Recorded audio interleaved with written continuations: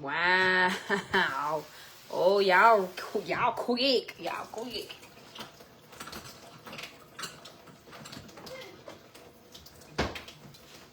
Wow.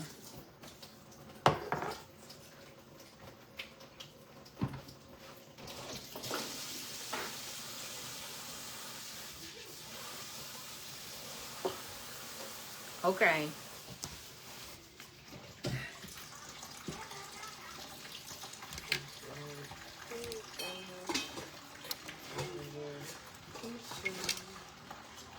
Let me tell y'all, people are something else.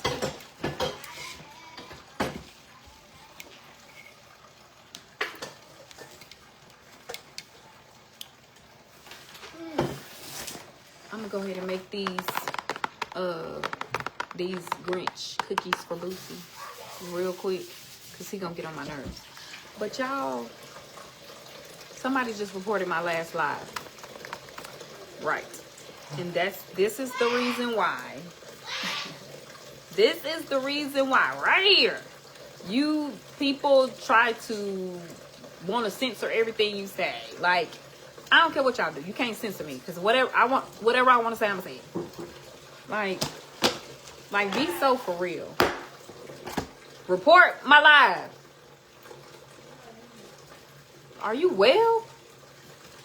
I hope that, like, at one day I would hope that Facebook will start revealing to us the people that report you. It's so crazy what people get offended by. It's so crazy what people get offended by. It's crazy to me, but it's fine. I don't care. Report it again. Report the live again. So crazy. Anyway, Boosie been wanting these. Yeah, it just sent me a notification that my live was reported. What? Like, are y'all well? Princeton, let me tell you right. No, come here. Come back.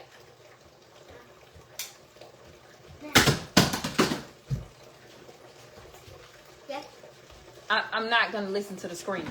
We're inside. We're not outside. So if you can't use your inside voice. Okay. Thank you. Okay. So, yeah. So it sent me a notification said that your broadcast is ended because somebody reported your live. Now, why would y'all do that? Huh. Well, what's the reason? What's the reason?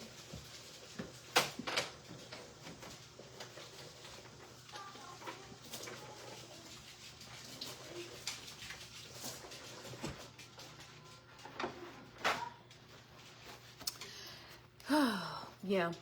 And so, yeah, right. Don't have nothing else better to do with their time besides go around reporting people's lives.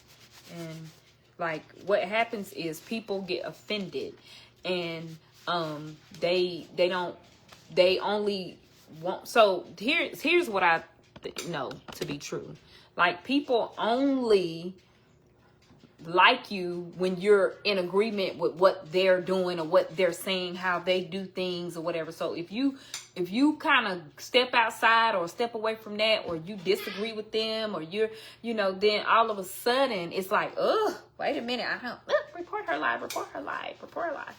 And then what happens is, like, Facebook be like, oh, well, the creator has done something wrong, so we're gonna just whatever. But I think in the future I think that Facebook, and they'll start to like hopefully tell us who reports, because what I will say is people will report you and remain a follower. You report it, but I'm guaranteed that you're still probably following me.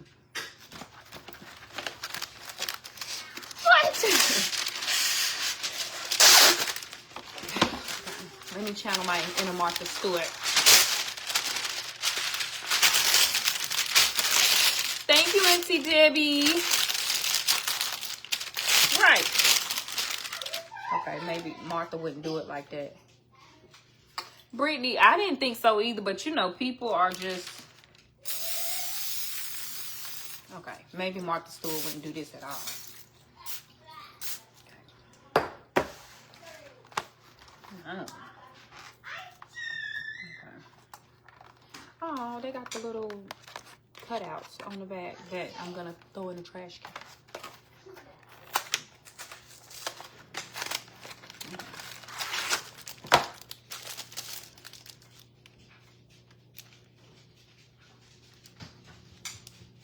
I know you lying. Can I see him? This look like a dog's paw. I wasn't expecting them to be that small for real. I mean, Mom. No, Mom. No, it doesn't if you do this. It's supposed to be like this. Not like this. I know, Mom. but either way you look at it, do it look like Grinch? Yes, but he's fatter. I watch. Can I eat this? Right, I could block them, but they won't. It's supposed to look like that, but it looks like... A dog paw. Can I eat this? Can I eat this? No, you can't eat canola oil. What's this? You need Right, help? Liz. This is what I'm trying to tell you. I don't Mommy, I'll understand help. why. Can I help? You don't know how to open I don't it? understand why. Can I smell them first?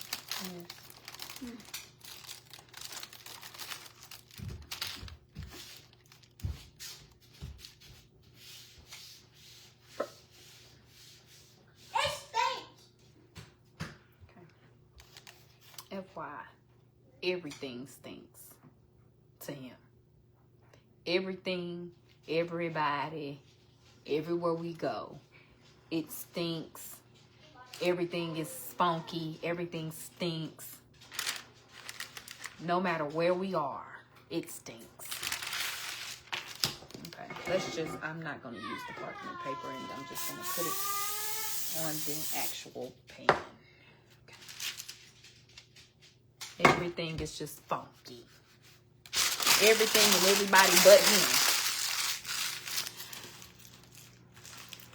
Right. I think that if they tell us, then we're able to just go ahead and take the people. We're in Grinch cookie season already. I know, right? I didn't necessarily want to be. Let me change.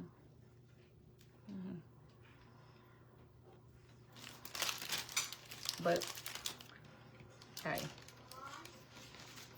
You can look around my house right now and it's Grinch stuff everywhere in here. I don't even take it out of here. I don't even take it down. Now, how many of these can we put on the... And then... Okay, here's a little secret, a little tip for y'all, right? So, y'all know that we got a bakery and we do treats and things like that. Here's a little trick. If you want a cookie pop, like a cake pop, cookie pop, you can get these, any kind of these from the store, right? They're already, pre-cut. You take one, you roll it up into a cake pop ball, right? Mind you, they're going to be the same size. Okay? It already looks like a little Christmas ball. All you got to do is stick a cake pop stick in it. Okay. Cook it. Cook it, okay? Then you put your little cake pop stick in it and dip it in your red chocolate. Put you some little sanding sugar. And you got a nice little cookie pop that you and the kiddos could do around Christmas time. I'm telling y'all, it works like... I'm going to put it in the oven and show y'all what it's going to look like. But yeah, got my little cookie ball. And it's so cute. It's red and green, but yeah. Dang on Grinch cookies.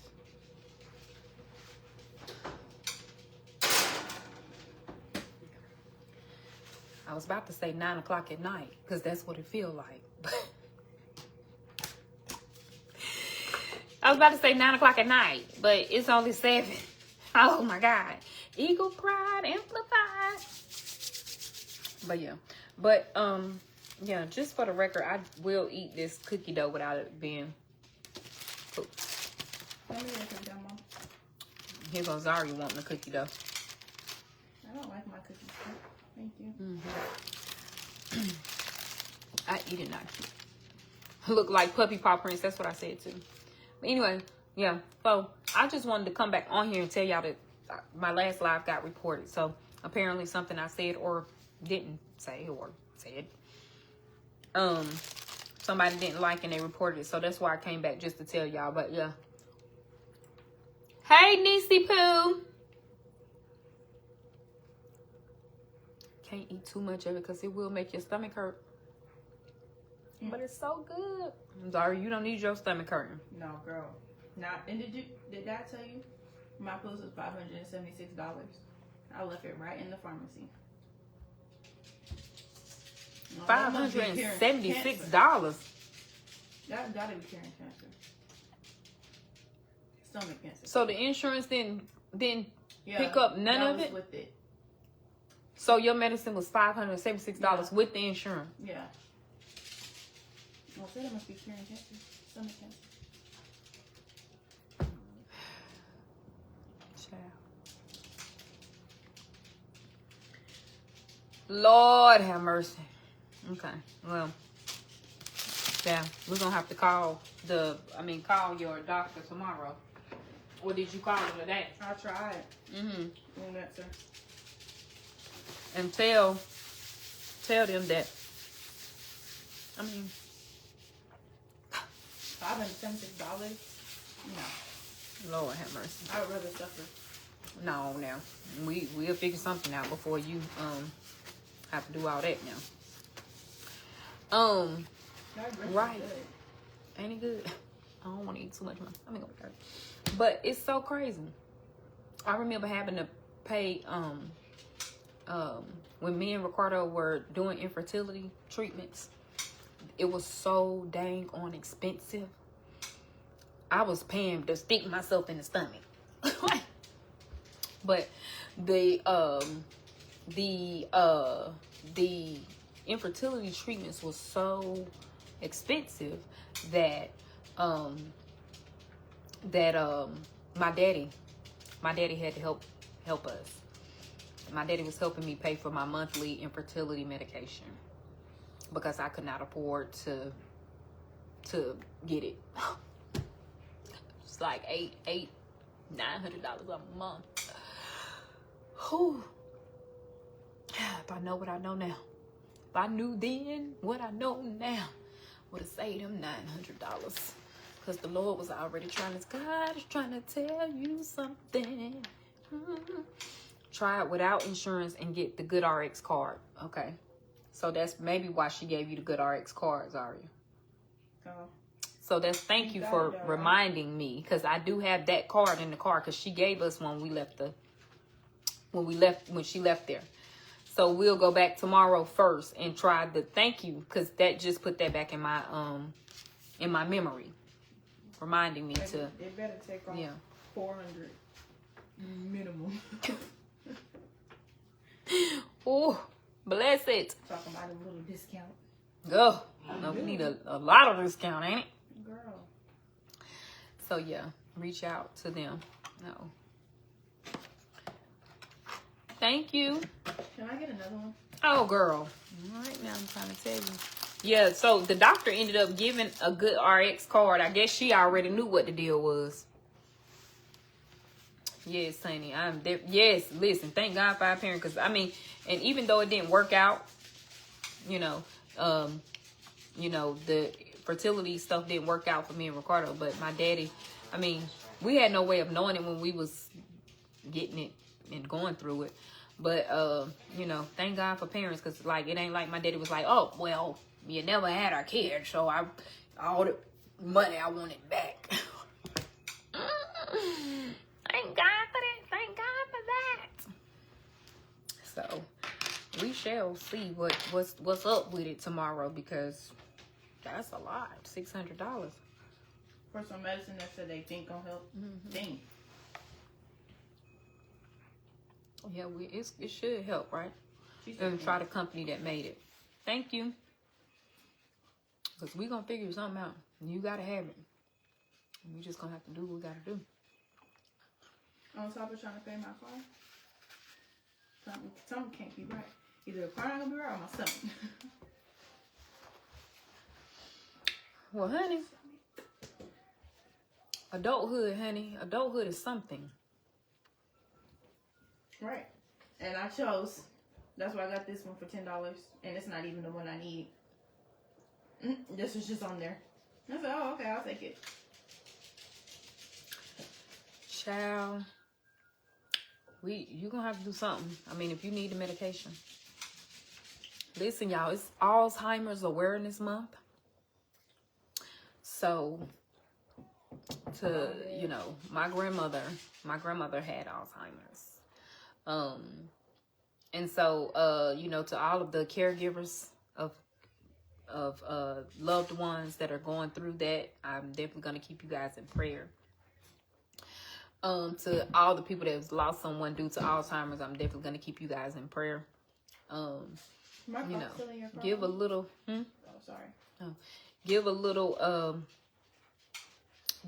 grace to yourself this month and take yourself out on a date or something. Take yourself to do something nice. Go take you a nice walk in the park, or meditate. Because it is truly something. It's also Diabetes Awareness Month, and y'all know that my husband was recently diagnosed with diabetes, and so we're navigating that. Not only that, my dad and my sister are both diabetics, and so definitely being vigilant about your health. Health is wealth. Knowing what the problem is half the battle. So don't be scared to go to the doctor, because I know a lot of people be scared to go to the doctor. Don't be scared. And if that doctor ain't the right one for you, baby, find another one. It's also Adoption Awareness Month, and we're going to be doing talking about adoption and different things like that. National Adoption Awareness Month. In our city, the little area alone, there are over 7,000 kids in foster care. Out of those, a little less than half of those children are up for adoption, or their plan has changed to adoption. Winter time is time that things slow down. When I say slow down, that means like giving.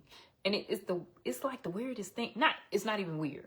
It's just around like this time of the year, you would think that people would give more, but of course, people have their things that they do every year, So this year, I encourage you to, if you've given to the same organization every year, but try something different. Try your local social services that supports foster children, or your local organizations that support foster children, because around this time of the year, sometimes they need things. My treat's done. No. Where they at? Like imagine being Mommy, where they at? Princeton. Don't be rude. They're in the oven. Which one? They're in the oven. Oh, Imagine like coming into foster care around this time of the year, right before the holidays. Like everything just snatched away from you. Your family, your friends, your school that you go to, your clothes. You only got like a little trash bag filled with little stuff that you could grab real quick. And imagine being a teenager on top of that. A preteen, 11, 12, 13, 16. Imagine being 17 and a half and getting ready to be 18, and then you're aged out of foster care. Going out with no type of resources, nowhere to go, end up homeless. So it's a lot. But yeah, so a lot, just, it's a lot. And then on top of what we already going through, right? We as in just in general are going through a lot. We barely keeping our head above water. I seen somebody the other day, was like, you would save a lot of money if you would save money if you know, people love to pocket watch, but that's beside the point. You would save a lot of money if you cooked sometimes. And I was thinking to myself, baby, I don't know about where your grocery store is located, but where mine is located, baby, it's cheaper to go grab a meal. Like, at this point, like, we have to stop judging other people and trying to figure out why if she out to eat, then maybe she got money, she needed it. Let me tell you something.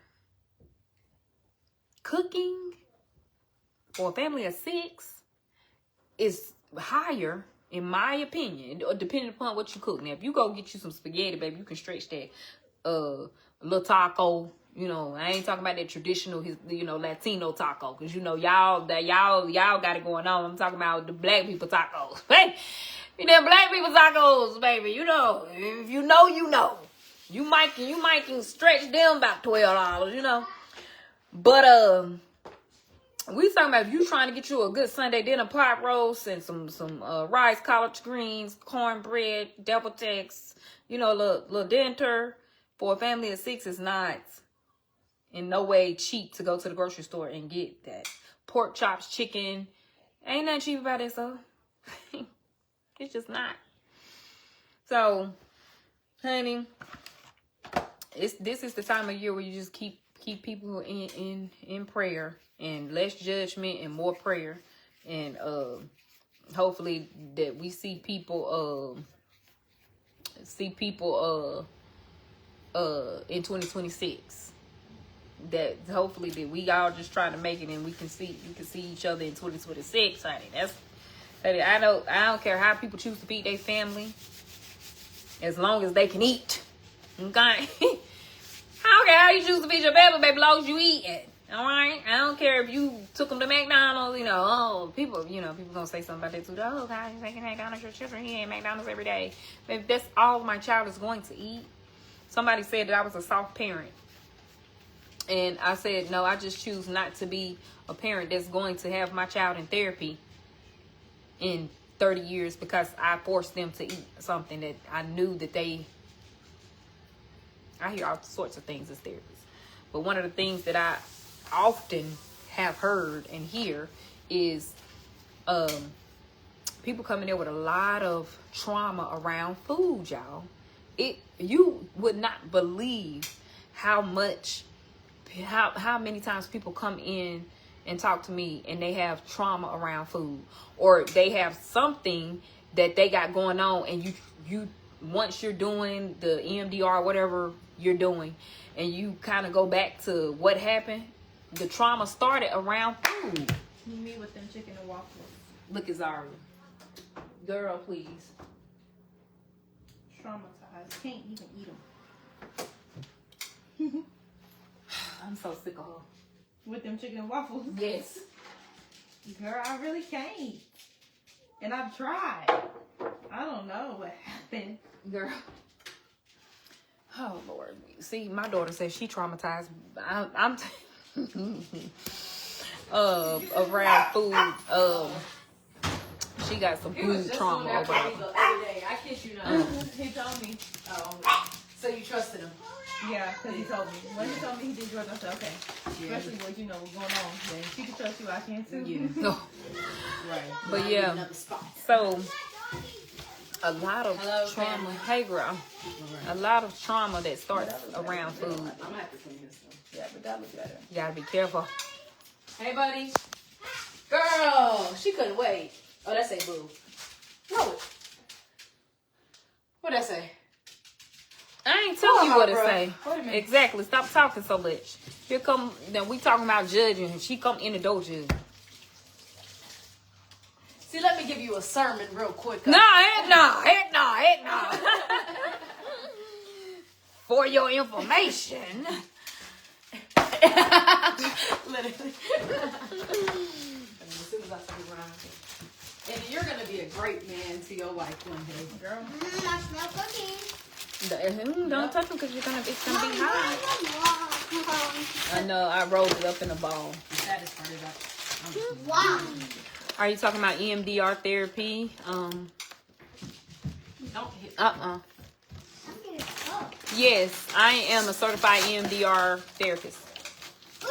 That's the only modality that I use Mommy, because excuse me, Mommy. You want them? Yes. Oh, dang it. Yeah, boo. Can I eat these? No. Can I eat that one? Here, you can try this. Which one? Take a small bite out of it. Why- Small. why I feel like that? Yeah, EMDR therapy Wait, is the Mom, only why would you therapy want that I Wait, Mom, why did you make it into that a I do. ball? Or did you already cook this? No, I didn't. As he wrote it, made it more of a ball. Correct. It's good. Is this cookie though? Mhm. I want the whole thing. Husband says he takes something. Yeah. I used to do psychotherapy, and I used to do, which I still do, some solution focused therapy, What do you call it? What do you call it? EMDR. Oh, that's what it's called? That's what I do now. No, Mom, that's not what I'm talking about. I don't even know what you're talking about. I don't know the name, so I ain't gonna sit here and lie. Just start with an H. Holistic, but that don't. Not whole. Carly, What? I can't take that nothing. Oh, I'm sorry. You know what? Yeah, I can't. Is it what is it called? Hypnosis? Girl, I ain't never did no hypnosis. I thought you did. What do you like? Hypnotize people? Don't ever tell nobody that I was. We're not that I hypnotized. Like, hypnotized. Don't you ever in your life go tell her no. Yeah, my mama do hypnosis, girl. Let me tell y'all something. Okay. She talking about EMDR. Yeah. Go with that. Girl, I ain't never did no hypnosis therapy in all my life. Okay, but I understand why she would probably think that, because EMDR, people think that it's hypnosis all the time, and it's not. It's literally not. It's not. But yeah, if you are looking for, my therapist trying to get me to do EMDR, and I'm scared. I get that a lot. I get EMDR. I get people often to say, I'm scared. I don't. It can be scary only because it really is going to propel you into healing. And unless you're ready to get on a journey, on the track to heal, because people come in therapy, they're not always ready to heal, if that makes sense. Sometimes people come into therapy and they want to trauma dump.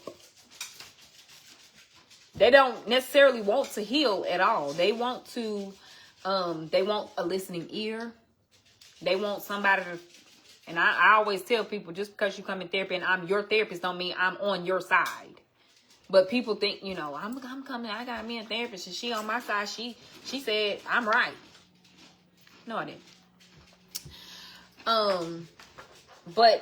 But yeah, I have found that EMDR is one of the most effective treatment modalities to propel a person into healing if they are ready to actually heal. I've seen it happen with my own eyes. Really?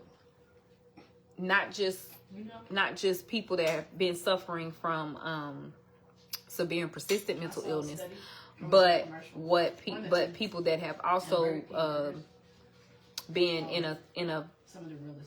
it with substance use as well. They're good. I started off doing EMDR with substance use clients, clients that were tired of going to rehab. They've been to rehab for a couple times and it just didn't work. And for some odd reason, EMDR worked for them. And I did not, and if you're an OG Cyber Family member, you've heard this story before, but I'm gonna make it short and quick. I did not realize the power of EMDR until, so first of all, EMDR is a 2-year training. It takes 2 years to get your certification. And then you have to continue training, 2 years and about $10,000. Oh. Woo. So that's how intense it is. And you have to, and a therapist, a trained EMDR therapist have to do EMDR on you. So I also went through EMDR and it helped me. And I didn't even realize, but it helped. And so, but yeah, so when I was working at an agency, and the owner of the agency asked if I wanted to go to a training. They was moving into like this new type of modality and wanted a therapist, and I'm honored, still honored to this day that she would even think so highly of me to send me to that training and pay for the first part of it. Hallelujah, and thank you, Jesus, right? And at first I was in there like, man, it's so expensive, right? It's so expensive. And I'm the type of therapist that give therapy away for free. Like I got in trouble for doing that. Not necessarily like trouble, but you know, I'm the type of therapist like, oh Lord, insurance is not going to pay. Thank gosh. Okay, come on. Let me go ahead and do these couple of sessions with you. You know, so that's just how I am. And I just thought, I'm like, EMDR is so expensive. Like, who finna pay for that? Who getting ready to be paying the $200 for 45 minutes? Who getting ready to be paying $250, $300 for 45 minutes? Like, come on, like who in their right mind would even pay that? Like, this is my thinking, and this has probably been a good 10 years ago, right? 8 to 10 years ago, something like that. 8 years ago, somewhere along the line. So anyway, I go through the training. And I go through the first part. And the first part, yeah, it's okay. You know, whatever. We had to do supervision, all these things. And then we, no, wait a minute, what's going on? Oh, and then after we go through that, we go through supervision, 6, 7, 8 months. Then we go back to another training. And in the second training, I was just like, wait a minute, maybe this is a powerful modality. Let me really get into it. And then we had to do EMDR on another therapist, and another therapist had to do EMDR on us, all this stuff, whatever. So when I first used EMDR in my practice, I was so scared. Because I was like, what if I mess up? Like it's the steps that you have to take are really like set and meticulous in order to propel a person into that healing. But it is so intense. It really is intense. And you have to really stay the therapists have to really stay in that script. And the type of therapist that I was at the time was like shoot straight from the hip. Like, we ain't gonna follow no particular script. We on your plan, but you know, it's just like flowing, you know. And I'm the way that I talk to y'all is the way that I talk to my clients. Like, I'm animated, I'm funny, you know, whatever. Like that's just how a lot of clients relate. They find me very relatable. So anyway, a mother came in. It was a late night at the agency I used to work at. It was late. It was like closing. Like, we were probably already closed. And I was the only therapist there. And it was the receptionist. She was still there. And a mom came in. She had her son with her and a daughter with her. And the receptionist called me to the front. She said, your appointment is here. Well, my appointment? Mind you, I was like, oh, I'm looking at my calendar. I'm all over the place. I'm like, oh, God, did I forget? I'm packing up. I'm getting ready to go. And I'm like, I done forgot I done had an appointment. I was like, what? So I'm looking. I'm flipping through. I'm like, what? So I called back up to the front office. I'm like, I don't have no appointment. Like, I'm about to head on out. So she was like, it's a lady here. And she said she need to speak to a therapist. So I thought that was your appointment. And I was like, okay. She said, well, you the only therapist here. You know, I can tell her to leave and come back, or you can come out here and talk to her. So I said, well, that's okay. I mean, you know, I'm thinking, I was literally just thinking like, let me just come see what she want, and whoop, whoop, whoop. We gonna be done within 5 minutes. We gonna wrap this up. So I go to the front, see this lady looked like she about 95 pounds soaking wet. She real thin, face all sunken in, everything. Boy is sitting down. He got a big black jacket on, hood over his head. You know, little girl, she was kind of like, she probably like 7. You know, she was just kind of, they're hot. They're cooling down. You can try one, but it's hot. Don't touch it. Which one should I try? Let Carly help you get one. I don't care which one. Oh, it's stuck. Yeah. So the little girl, the little girl is like on her phone or something like that. So anyway, I called a mom over there. No, thank you. I called a mom over there. I'm like, we can step right here and we can, talk. So she says, mind you, I'm a therapist, but I have now crossed over to doing EMDR, and we have to have a certain amount of hours that we have to do in order to get our certification. So, the cookie's done. They sitting out on the thing. They just need to be cooled. I ain't want him to burn himself.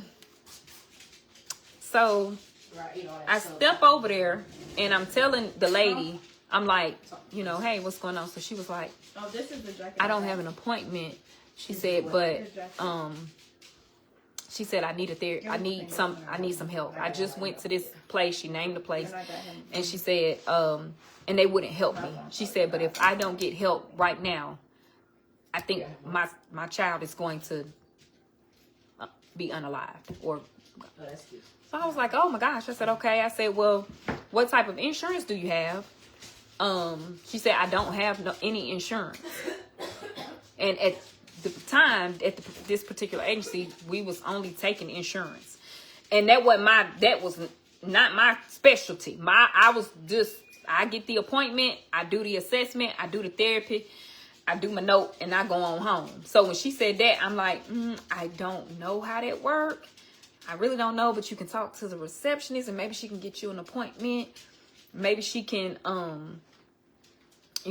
move out. Maybe she can, see how that works or whatever. So she looked at me and she grabbed my hand, like she grabbed me like my hands like this here. And at first I was kind of taken aback, but like she was like, please. She pulled a check. She pulled out a check out of her pocket. And on the check was all the money that she had in her account. Oh, dang. Where is my check? Did you see him? And all the money that she had borrowed from her, or she said that her mom had given her. So she said, this is all the money that I have.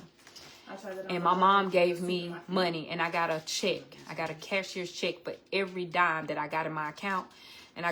And me and my mama put our money together. She said, I don't have any more money. This is all I have, but please take it. I need help. And I'm standing there and I'm like,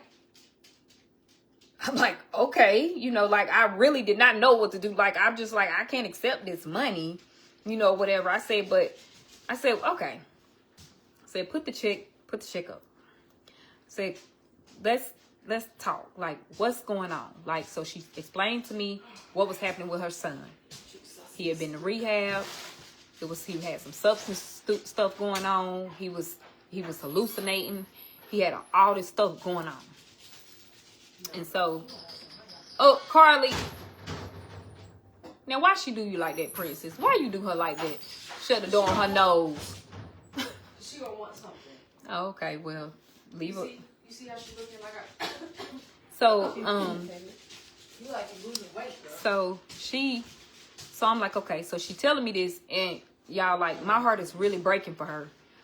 But I was feeling like my back was against the wall because I didn't want to send her out, but I knew that she didn't have insurance, and I was like, she offering up her last dollar, literally. So she said, I cannot leave here. She said, I done went to every agency in this area.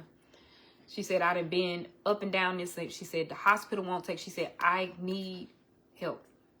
please don't send, like, y'all are the last people.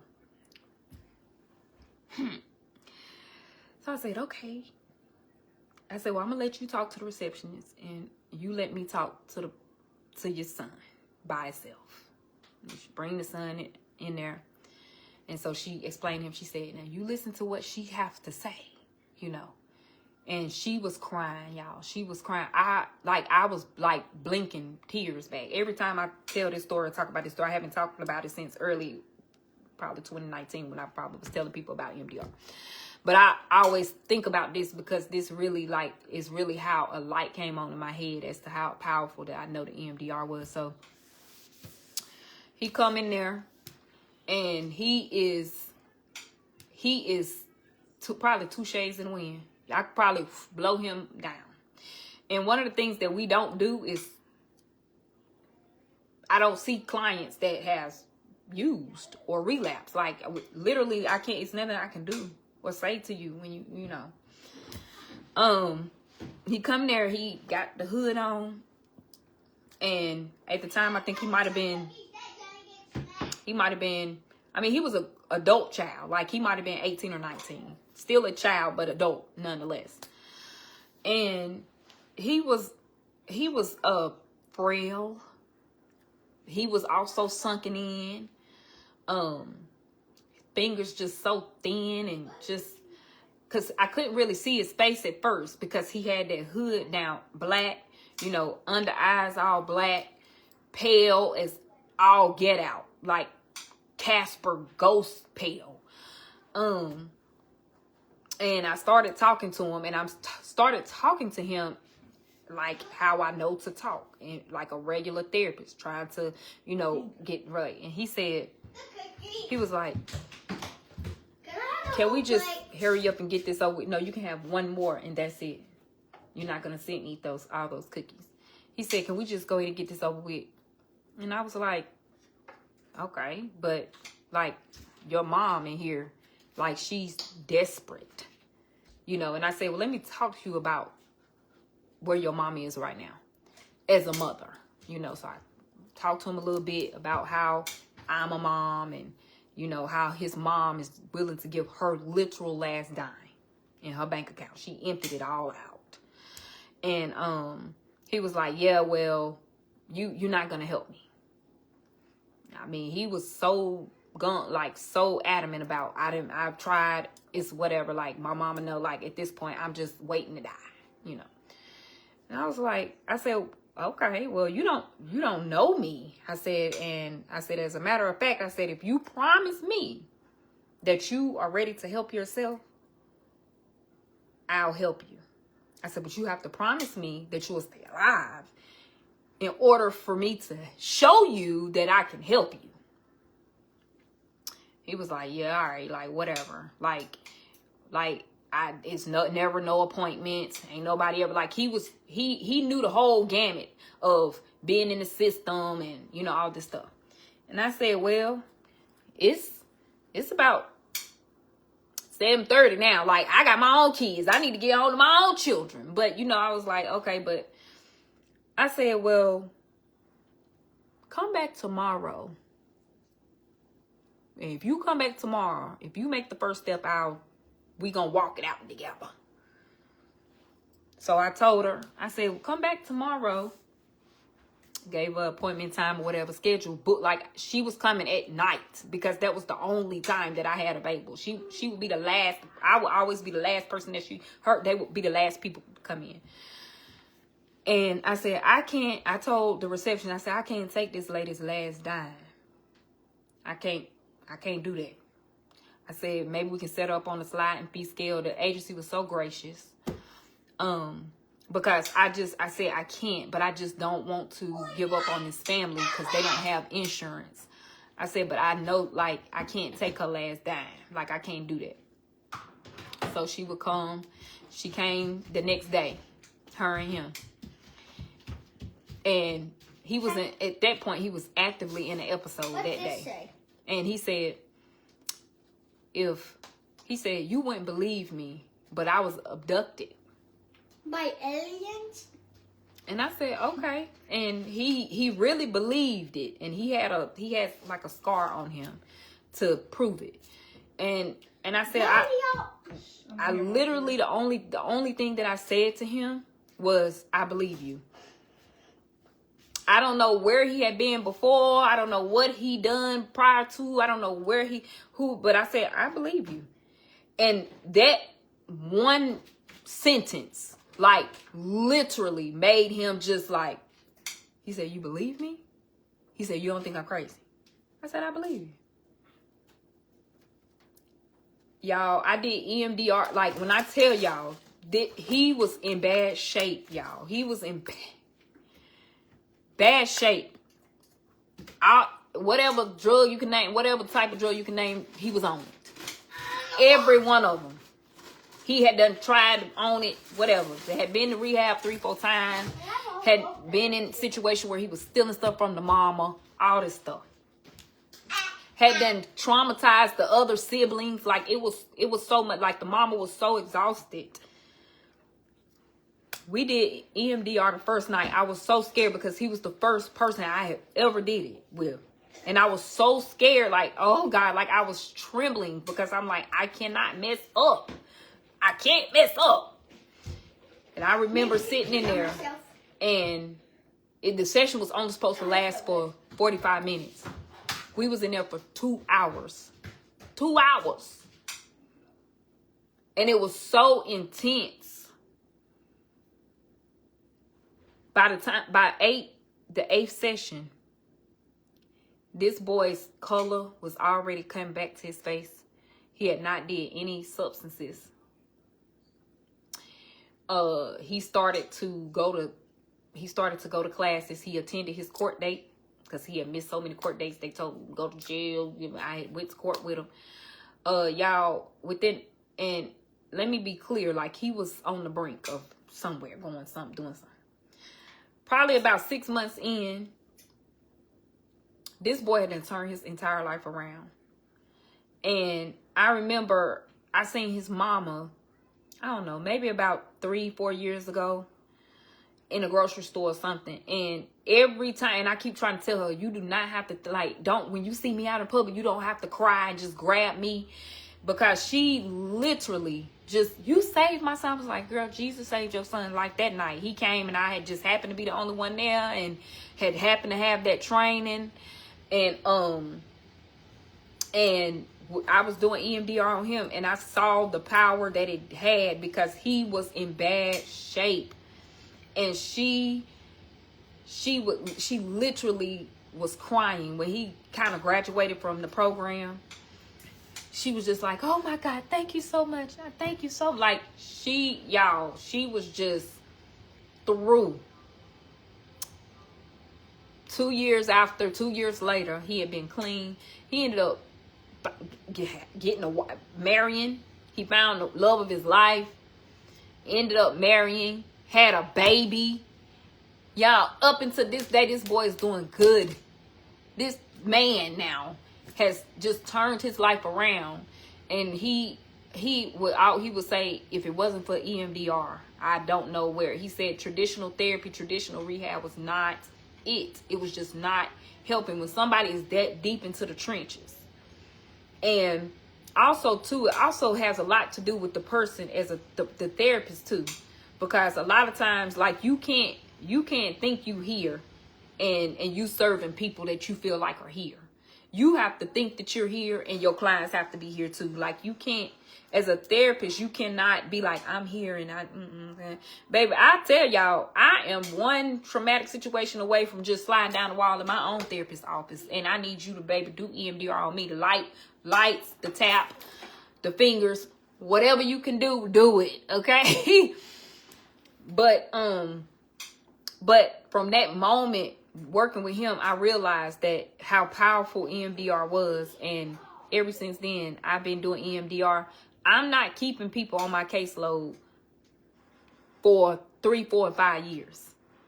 I remember as a therapist having one man till he passed away. He was on my caseload for like 6 years. That's not therapy. That is not, in my opinion, in my opinion. That's not the type of therapy I want to do. I want to do healing therapy. Like, you know, come back to therapy when you need it, but you don't need to consistently be in therapy 10 years, every week for 10 years, unless you have a severe and persistent mental illness, unless you have BPD, borderline personality. If you have a personality disorder, okay. I mean, you know what I'm saying. I'm not talking about that. I'm not talking about that. But I'm talking about somebody with depression, anxiety, even a substance use. People think that, you know, oh, it's too far gone. It can't. No.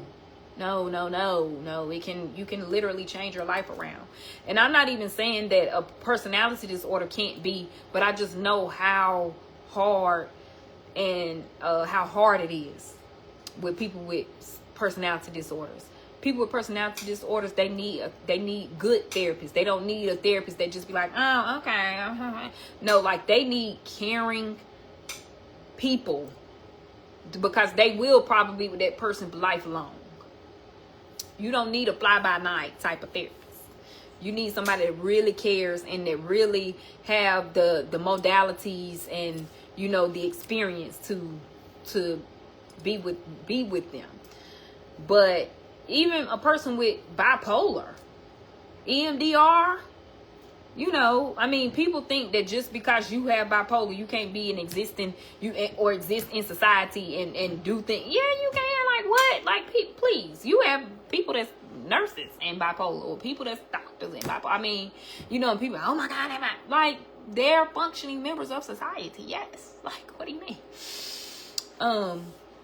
But yeah. Even for post-traumatic stress disorder, any type of PTSD, any type of stress, like EMDR works so good. So good.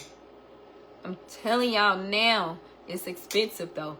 It's mighty, mighty expensive, y'all. I hate that. Like, I even hate that I have to charge as much as I do. But like it's intense. So it's like I'm also drained. It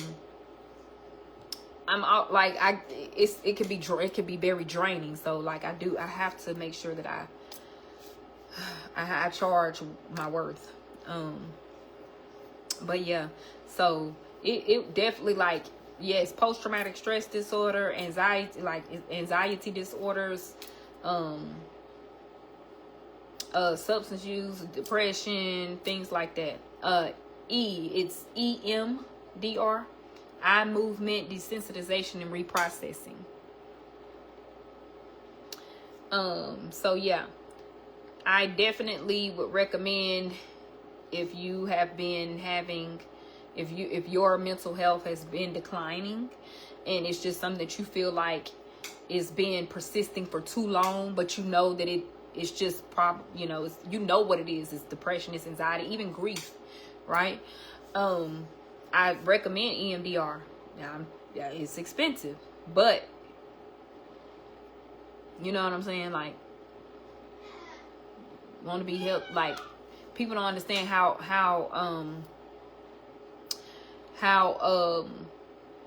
important mental health, like your mental health is. It's just as important as your physical health. It's just important as your physical health. So EMDR it works like,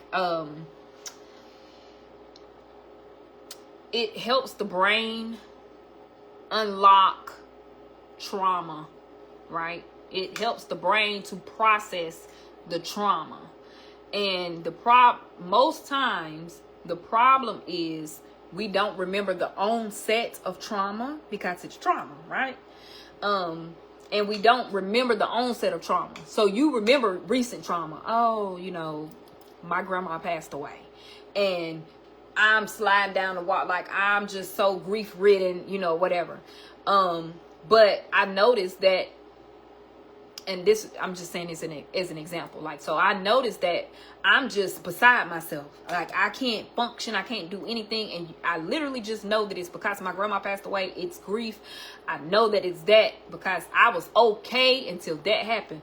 But the problem is the trauma that happened 3 years ago, you didn't properly deal with it. You didn't properly process it. And then the trauma that happened 10 months ago, and then your grandma passed. So it's like trauma on top of trauma on top of trauma on top of trauma, and you don't process the trauma effectively.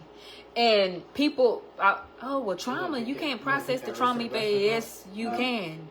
And that's how, so they give us an example. So I'm going to give y'all the same example, right? So just say you in the grocery store, right? And you, all of a sudden, you get the grocery store's been held up, right?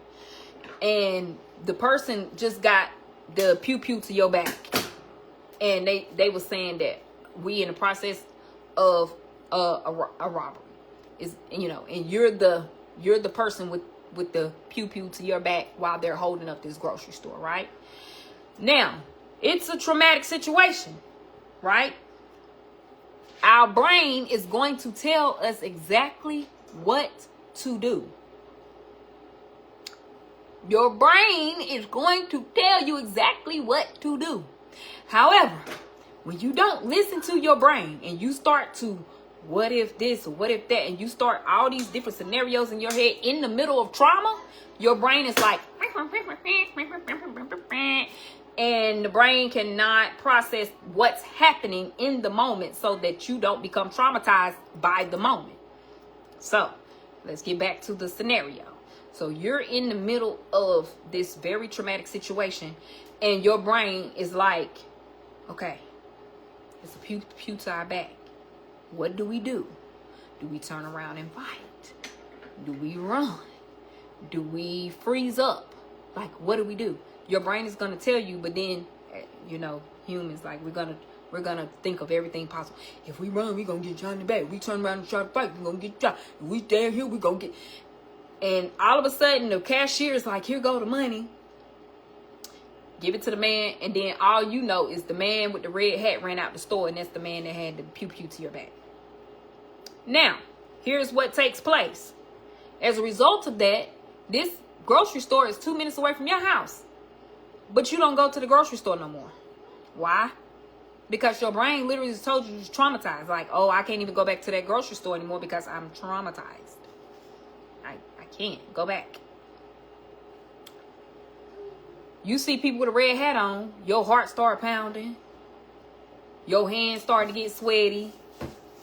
You know, you're trying to, is that the guy? Is that the person? You might even like recognize what they smelled like. And if something similar hits your nose, then all of a sudden it's like you got to throw up or you start to feel sick. Thank you. And as a result of that, now you done altered your entire life around that particular trauma. Well, you go on, right? Because you didn't, nothing really, like you didn't get hurt in the process, right? But it was still a very traumatic situation, and it made you change some of the trajectory of how you lived your life. So just say 7 years go by, and now you have another trauma, and you react so haywire, and you don't know why. Because really, in all honesty, you're not even really thinking about the man with the red hat no more. You're not even thinking about that because it happened so long ago, and you think you over it. What a cookie, though. Like, what a cookie. What did you But your brain keeps every moment from the time you was a baby born into this world is locked into your brain. And anytime you haven't processed something, the brain is like a record, and it's gonna spin the block.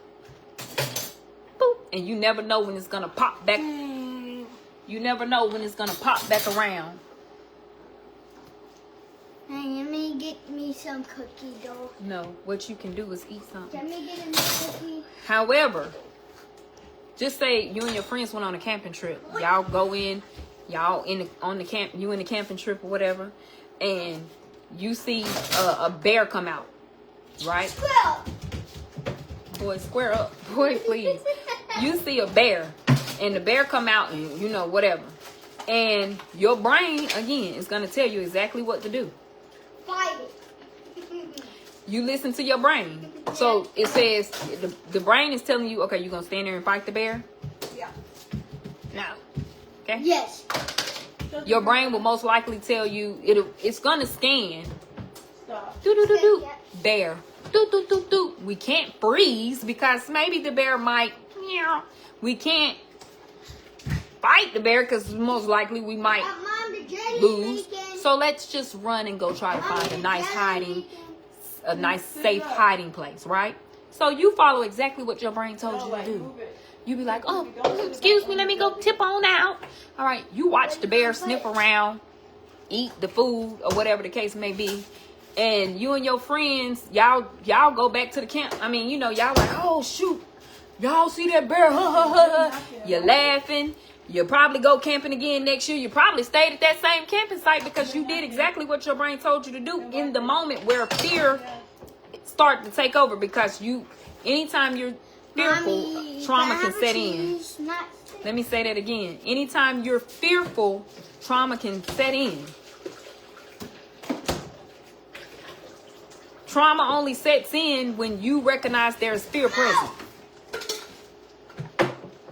Now I'm traumatized by my grandma's death. Right, because you were scared to lose her. You want to know how people around... I don't understand how they didn't cry. I don't understand. If it was me, I couldn't do a conference with my... A lot of times people have processed the death. That don't mean that they've gotten over it.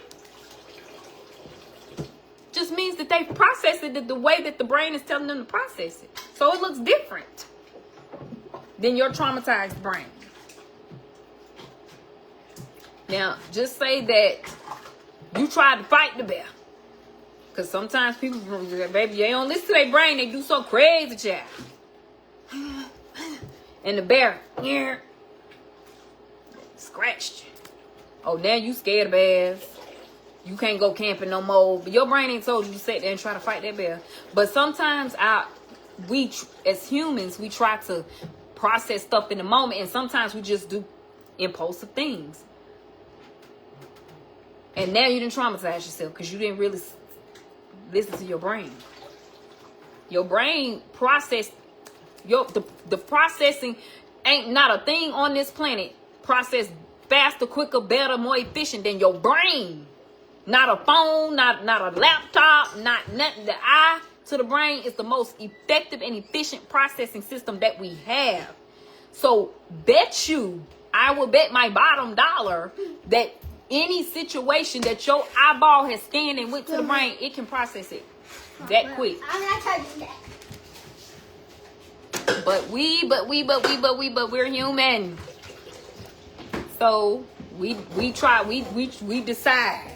We got free will, we got choice. We decide, and if we decide not to listen to our brain in that moment and let it process the situation for us, and instead of looking at the bear from the back, laughing and going on with our camping trip, now we traumatized, and now we ready to go home. Now pack it up.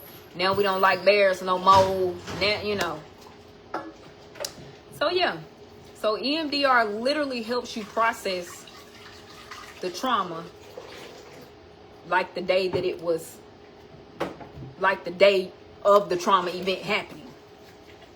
It literally wakes the brain. It literally puts your brain into sleep mode. But that's why Carly said she thought it was hypnosis, but it's literally not that. It puts your brain into REM, like a REM, because when are we revitalizing ourselves? When we sleep, the brain, when we dream and all these things, and you will be like, because your brain is literally, we dream every night. I know, look it up, Google it, chat, GPT, whatever y'all do. We dream every night, you just don't remember. You go in REM sleep, your brain is really processing everything that probably has happened to you over in your entire life. So we're really faking the brain into REM, because when you know how your eyes move back and forth like this, you open somebody's eyeballs when they sleep and their eyes moving like this. Your eye looks at the eye and you think it's moving like this, but in actuality the eye is moving. So our brain can't process how. And but you're conscious though. You're conscious. So your brain is unlocking because your brain thinks you're asleep, and it's unlocking the memories that you might have had suppressed, or just different things like that. And that's what scares people. It scares people because sometimes they don't want to unlock, they don't want to know, they don't want to deal with it. That's why I say, if you want to do EMDR, you best to be prepared. The baby, it'll start unlocking stuff that you have forgot, and you be like, oh, but you have to let it play out. You have to process it so that you can heal from it. So once the brain process that particular trauma and it goes through its whole, it's gonna be like, oh, okay, process, boop, we're gonna move it over here. And baby, now you can be like, oh, well, shoot, that feels pretty darn good. All right, let's do this. Let's do this. So yeah, y'all, but I'm just, oh my gosh, I love being a therapist. I can go on and on and on about this type of stuff all night long. I'm not gonna talk y'all ears off and head off about it, because I love it, because it really helps so many people.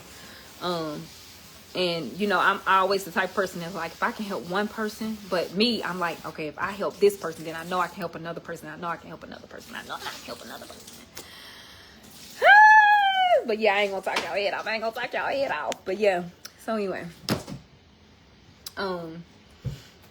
so I always say therapy is going back. Life coach is going from, so therapy is from where you are now and what happened in your past to make you feel like you're stuck here. And we need to process what's happened in your past, so we can get to the present, so that you can move into a more healed future, right? Into a more healed version of yourself. Life coaching is where you are now and where you're trying to go.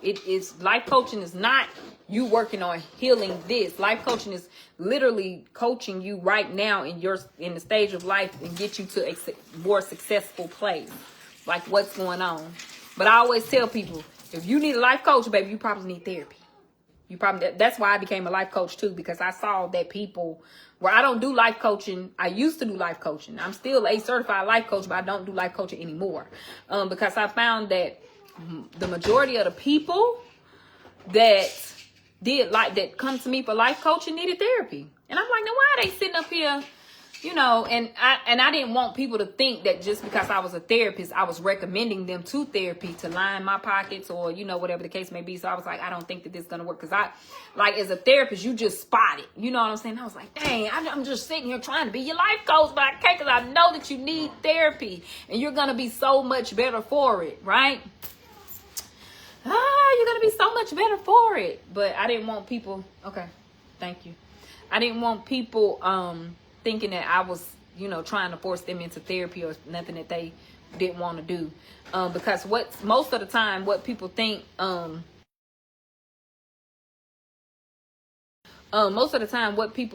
is that I'm gonna go to life coaching because they don't want to deal. They think therapy is really scary. They think that somebody gonna put a diagnosis on them. They think that they gonna end up in an institution somewhere. They still look at therapists as somebody that's gonna put you in the crazy house or something. I don't know. But I tell people all the time, I don't know if that was 1925 therapy, but 2025 therapy is definitely not like that at all. And there are some really good therapists out there, but I always tell people, don't go to a generalized therapist. Yes. You don't have a generalized problem. So you need a therapist that specializes in something. Go to a therapist that specializes in what you got going on. Now, I know a lot of therapists out there that are generalized therapists. I'm not trying to knock you. I really ain't. And I know I started off as a generalized therapist, like a little bit of this and a little bit of that. I can do a little bit of this and a little bit. And that's great until you really hone in on like what's your niche, like who do you like to help, like what's your specialization, what can you offer this group of people, and the reason why I do grief that I became a certified grief counselor is because I started to notice that a lot of things that grief therapy was not. I was like, no, wait a minute. No, because the stages just ain't. Can we just stop with that? Can we stop with the stages? Let's not, okay? And then I was like, well, you know what? I like working with clients with substance use, okay? So I became a licensed clinical addiction specialist. And then when Ayden came into my life, I became certified in ADHD. I became a certified ADHD therapist. And so, you know, I 100% will always back people with with specializations, because if you're specialized in something, that means you've gone to training, and you have to upkeep those trainings. Those trainings, when they be like, okay, and then if you want to keep this certification, we got to know that you've been going, making sure that you keeping yourself up to date, up to par, you know, and all these things. Like, you can't just take a one-time little hour training. No, it don't work like that, right? And different things come out all the time. It's always something new with ADHD, something that I'm trying to attend, something that I'm trying to see, you know, and all these things. But it's so important to find a therapist that specialize in what you got going on. There's plenty of therapists that specialize in depression, that specialize in anxiety, that specialize in stress disorder, you know, PTSD, and just different things like that. Because they have that interest in that particular specialization for a reason. You know, they might know a little more than a therapist who don't have a specialization. So yeah, you know, so that's why I started off working with primarily working with adults, and then I moved to working with children because I saw that that's where I really enjoyed being, you know, working with children with ADHD, you know, working with children with anxiety disorders. And that's why, you know, I thank my children to this day. Because they made me realize that I needed to become a more specialized therapist so that I can understand, honey. I can understand. Like, I was working with people and children with ADHD when I was a therapist, but when Ayden came, I was like, wait a minute. Okay, hold on now. This is different. It's different when you somebody's mama now. It's different. Zari didn't have ADHD. She wasn't diagnosed with ADHD, so I never saw that. You know, as a parent, I only saw it from a therapist perspective. And you know, when you only see a kid once a week for 45 minutes to an hour, and they come in and they ain't doing nothing to what their parents saying, nothing to what the teacher is saying. You literally only going by what someone is speaking, and then the kid coming there and they ain't doing none of that. You just going by what you're hearing. And it's like, I mean, I'm a therapist. I'm gonna do my job, but I can't relate, really. I mean, you really can't relate. You know what I'm saying? And when I became a foster parent and Ayden came, and then I was like, y'all say this what? Y'all say this ADHD? So let me go get my DSM-5. Blow this off. Brush up on what I thought. Because, baby, I said, I don't know if I remember as a therapist. Remember this being the way we do that. What's going on? And when I started looking into everything ADHD, it just kind of sucked me in. And I was like, oh, that's a different perspective. Now I can really help these children. I can really help these families. Because not gonna lie, I was just doing surface level therapy. I was just a mediocre therapist, y'all. I was just providing mediocre therapy. Like, you know, whatever. I was also young, too. And then when I really became enlightened, right, and I really knew that this was God's calling for my life, then I wanted to take it a little bit more serious. You know, I just knew, you know, you don't have a passion. You don't have a passion for something that God ain't gonna call you something. People go to work every day just to get a check. They literally hate their jobs. And I noticed that even when I was working for agencies, and I didn't necessarily like the agency or didn't like some of the things that the state was doing. With the insurance, I still loved being a therapist. I still loved what I did. I still loved helping people. Then my shorts. No, girl, these are mine. That I got too doggone big. Look at these. Zaria got Grinch shorts on, and I'm just gonna go out on a limb and say that they're mine. Girl, I got these from Walmart. Yeah, I did get mine from Walmart. No, you did not. I just got these. They're a set with the other shorts. These Right. are too big anyways. Mine was a set. No, they weren't. No, they wasn't. Yeah, but yeah, I was wanting to make sure that I was not doing my clients a disservice anymore. So I said, you know what? Let me get my situation together. Let me get my situation together. I could cry. And when I did that, I noticed that lives started to be changed. You literally change lives with your passion. Whatever God is calling you to do, you will change somebody's life. You will change somebody's life, and not just their lives. Your life will also be transformed and changed, and you just become better because of it. So, yeah, I never. Especially when God make room. God will make room for your gifts, honey. God will make room for you. God will provide. I'm trying to tell y'all. I was giving therapy away like it was nothing. I didn't know how I was getting a paycheck. I don't know. Like, God was literally carrying me in the palm of his hand. Zaria said her right now through grad school. Right now, friend. I was like, Lord, honey, God was really taking care of me. Because, I mean, anybody that was coming in, I was like, you don't have insurance? Oh, my God. Okay. Literally not getting paid. I don't know. Like, I'm not going to get paid. But I'm going to still show up every week and do the therapy with you.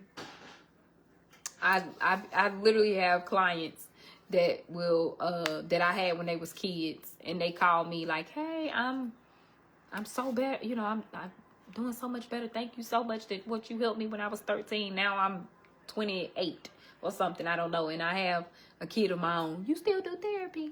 Because I don't trust nobody but you with my kid. And I'm like, oh my God.